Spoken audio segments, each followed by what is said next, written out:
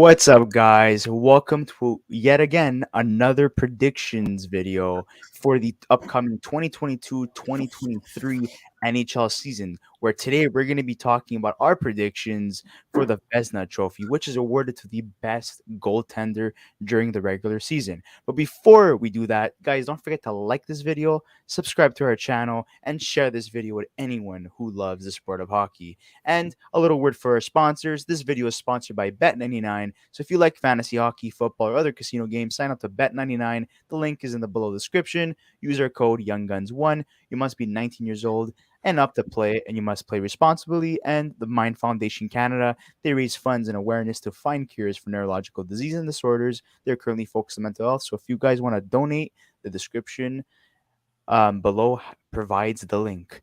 So, guys, starting off with our first one, Jake Oettinger, a guy who literally was lights out last year during the 2021-2022 NHL playoffs.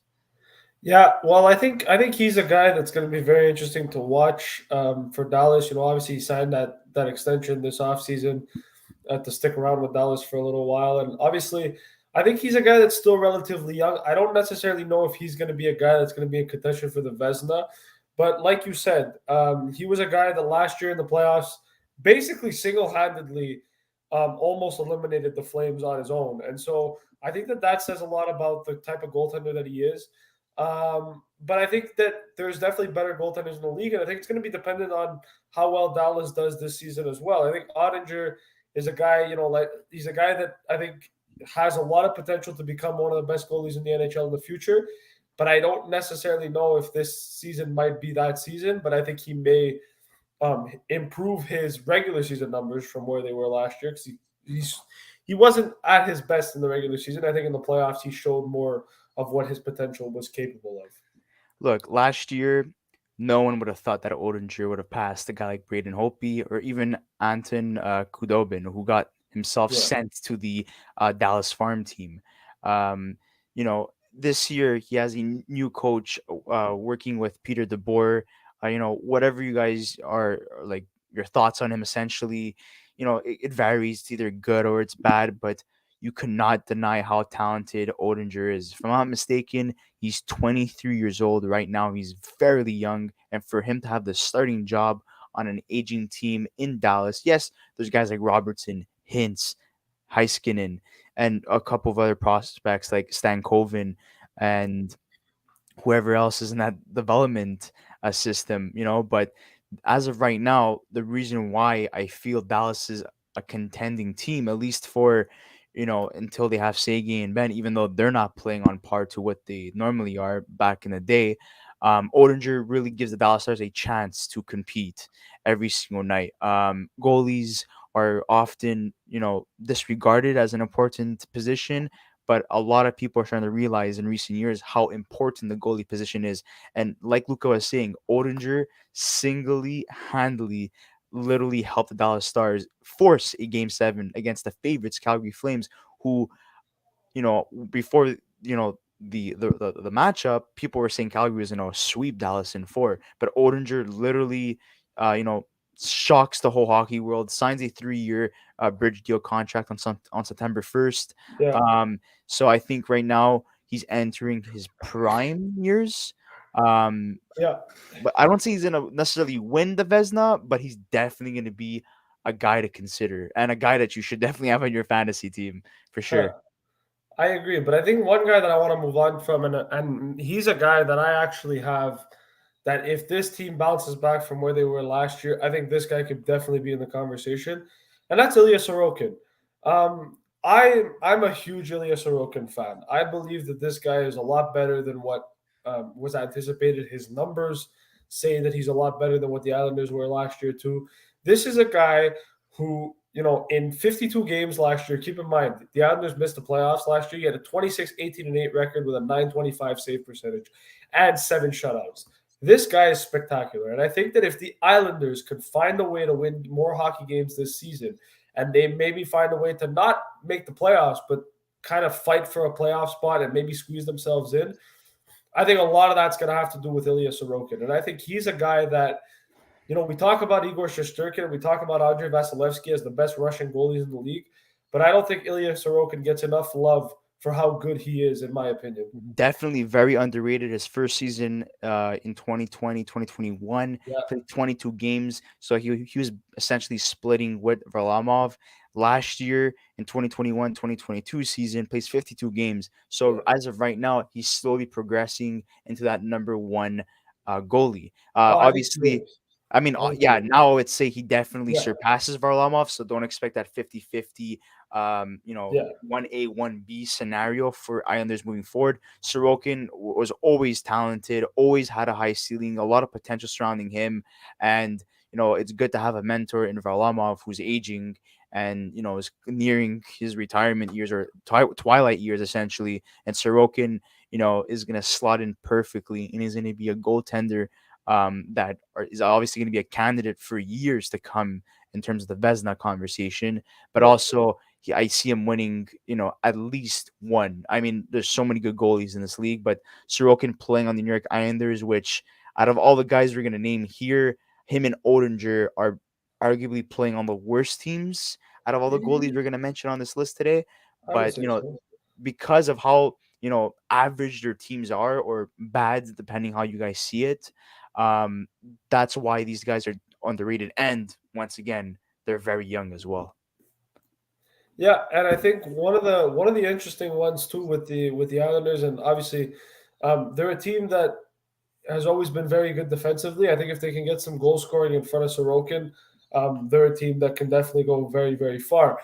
One more goalie that I want to talk about. Obviously, I'm now going to get into kind of the top five and what I believe or what we believe is going to be the top five. But one guy that I want to talk about that I think still gets a lot of hate or doesn't get the praise that he deserves, even though he had a fantastic year last year, is Freddie Anderson. And I think Freddie Anderson is one of those goaltenders that, look, a lot of people remember his time in Toronto and they say, oh, he wasn't fantastic with the Leafs and he struggled. But last year, he bounced back. He really had such a good year last year. He was one of the best goalies in the league. He was in the Vezina conversation last year. And I think he's in the Vezina he's going to be in the Vezina conversation this year too. This is a goalie that looked like he found his game last year in Carolina, and I think he's there. He's going to be one of the best goalies in the league. I think he's underrated at times too. He's a guy that doesn't get talked about a lot, and when he does, it's probably him getting bashed more than anything else. And I find that a lot of the hate that he gets is unwarranted. He's a very good goaltender that's playing on a very good team in Carolina, and I think he's a guy that's going to be very interesting to watch this season A lot of because people were saying, when they signed Freddie Anderson, why did they get Ranta and Anderson? They degraded their goaltending duo. They lost Nadakovic yeah, and they lost Mrazek. Well, Mrazek, made out of glass, dealing with injuries, has a horrible season with Toronto. Nadakovic, not the greatest season with Detroit, but Freddie Anderson and Antti Ranta share the William B. Jennings Trophy for fewest goals allowed in the William M. Jennings. Yeah. 2021-2022 season. So, and Anderson wins a second Jennings award. So this so-called horrible duo wins the best, goaltending duo trophy in the league. Yeah. So, I mean, for me, that's pretty good. And if it wasn't for a mid-April injury for Anderson, I think the Hurricanes would have gone further in the playoffs. But Ranta played fantastic in the And, playoffs. and and that's one thing that we got to take into consideration. Carolina played without Freddie Anderson all playoffs last year. If Freddie Anderson plays in the playoffs, we're talking about a team that potentially makes the Cup final, right? That's how good Carolina were. And so I think Freddie Anderson is going to play a big role this season. If he's healthy, if he stays healthy, he's definitely for me in the top five. Another guy that I want to mention, and actually probably the most underrated goalie this season, in my opinion. And not only is he the most underrated goalie in the NHL, but I think last year he really proved to everybody that he's the real deal. UC Saros. Yes, sir. UC Saros, to me, last year, and I think even the year before that, proved to the NHL that this guy is for real. When Pecorine retired, there was a lot of concern about whether or not UC Saros was going to be able to take the reins kind of away from Pecorine and become that legit starting goalie. And he comes in and plays a full season this year, 67 games, and he puts a 918 up on the board. This is a guy who's 27 years old. He's hitting his prime now. This is his prime. This is probably going to be the next 3 to 4 years are probably going to be the best seasons of his career. I think this is a guy that is going to be in the Vezina conversation for the next 3 to 4 years. He's fantastic.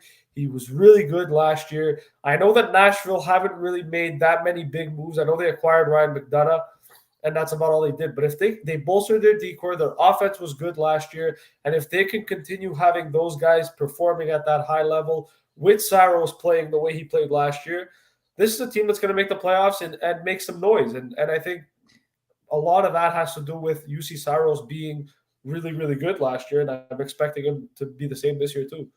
Finishes third in Vezina voting last year, helps the Predators clinch a second wildcard spot in the Western Conference. Yeah. Unfortunately, he deals with an ankle injury, so that keeps him out, and he gets this injury a week before the 2021-2022 playoffs.